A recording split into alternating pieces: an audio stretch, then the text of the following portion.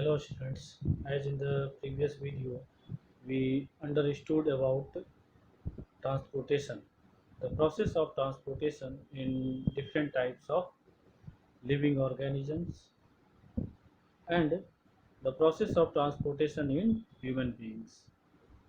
We understood that the process of transportation in human beings is performed by its circulatory system. The human circulatory system consists of three parts. Number one, the heart, which is the pumping organ of human circulatory system.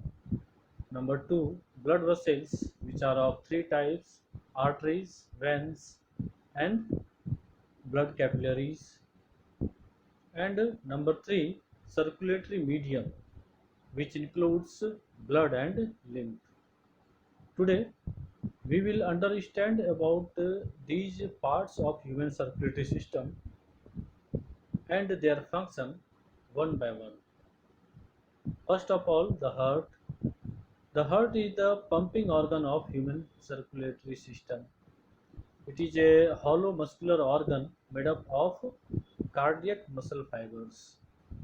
The heart beats spontaneously and rhythmically throughout the life.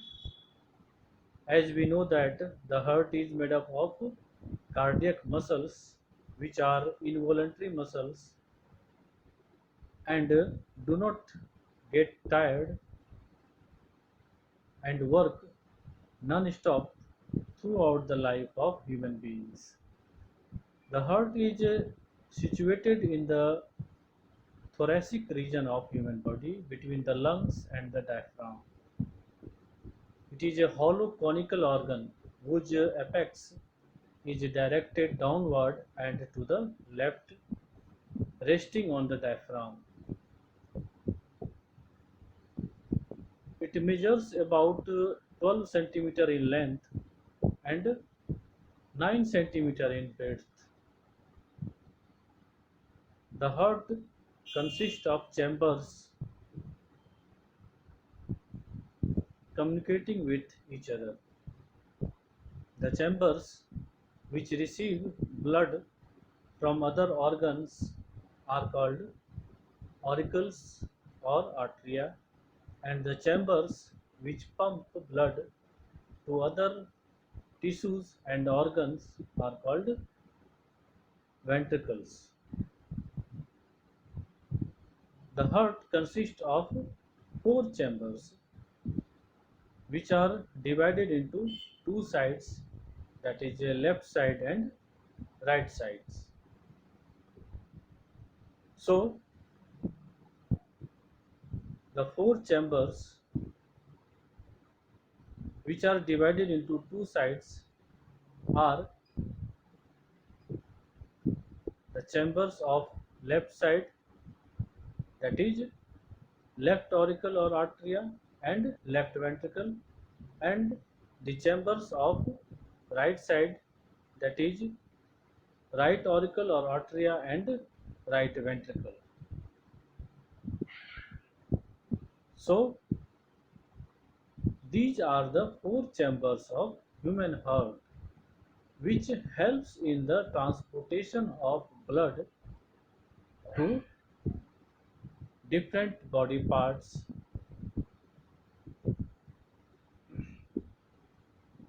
The process of circulation of blood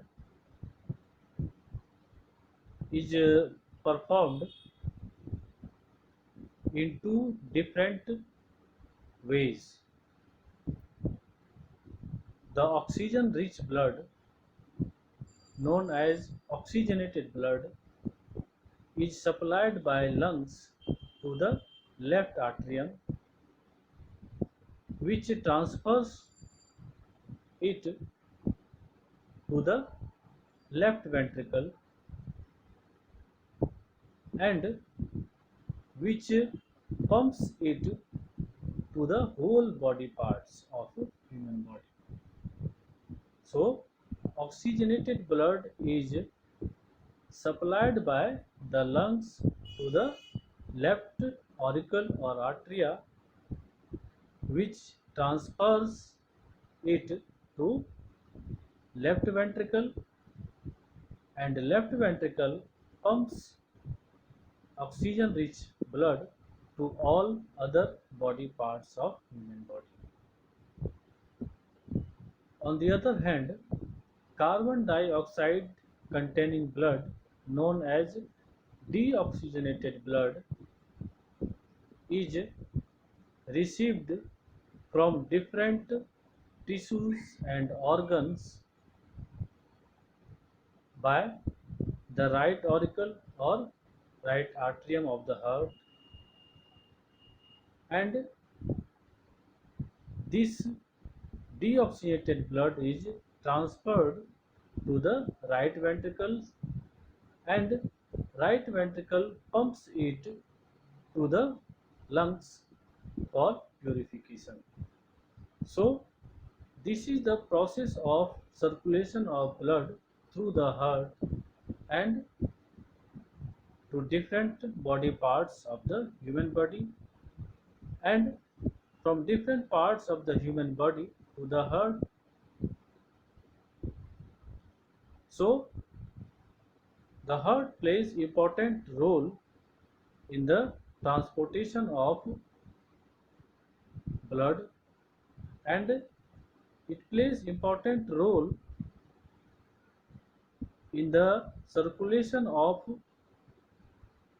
both oxygenated blood and deoxygenated blood in a separated manner. The oxygenated and deoxygenated blood is not mixed during the process of circulation. So, heart plays a vital role in the transportation of blood throughout the human body.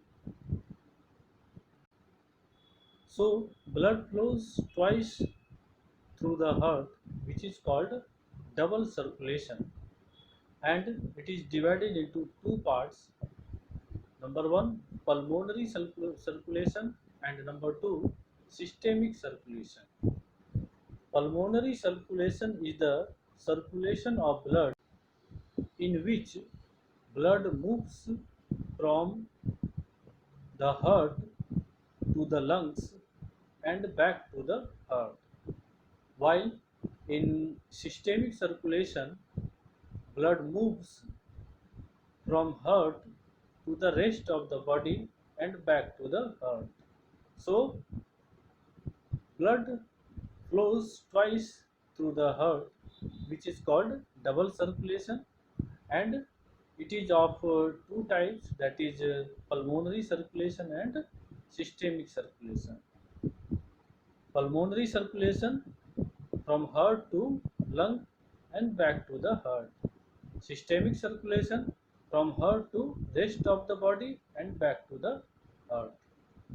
So this is the way of circulation of blood through the heart. As far as structure is concerned, the wall of ventricles are thicker in comparison of auricles. This is because of the fact that ventricles pump the blood to other body parts or organs and tissues, while auricles receives blood from other organs.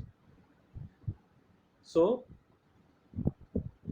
as ventricles pumps the blood, that's why the wall of ventricles are thicker than the auricles.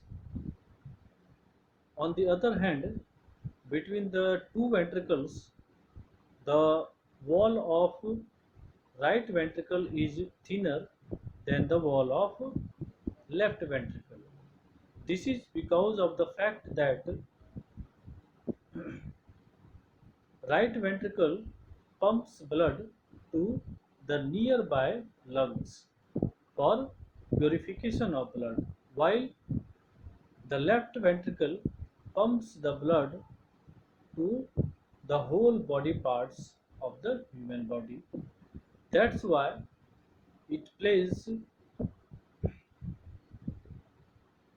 a harder role than the right ventricle.